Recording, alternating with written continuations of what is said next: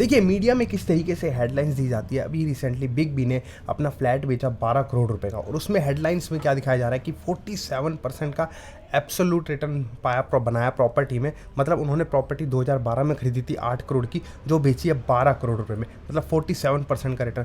किस तरीके से मीडिया ये दिखाती है कि प्रॉपर्टी में वेल्थ बनती है, प्रॉपर्टी में पैसा बनता है, प्रॉपर्टी में कभी नुकसान नहीं होता। लेकिन अगर मैं इसमें बात करूँ, देखिए सिर्फ कितना CAGR रिटर्न आया, 3.3% का CAGR रिटर्न आया 13 साल में।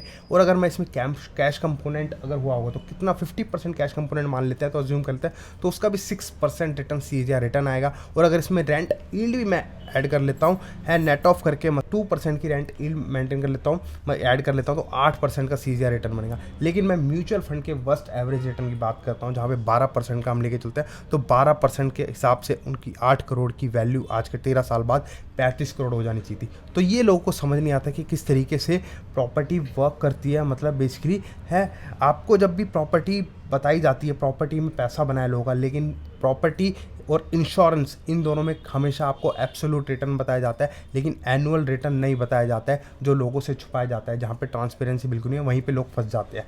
तो ये चीज़ें आपको मीडिया में समझना पड़ेगा, मीडिया किस तरीके से हाईलाइट करती है। जब इक्विटी गिरती है तो मीडिया बोलती है कि मार्केट में पैनिक है, इन्वेस्टर्स को लॉस हो गया। लेकिन जहाँ गोल्ड गिरता है तो लोग बोलते, वही मीडिया बोलती है कि गोल्ड सस्ता हो गया, खरीदने का मौका आ गया।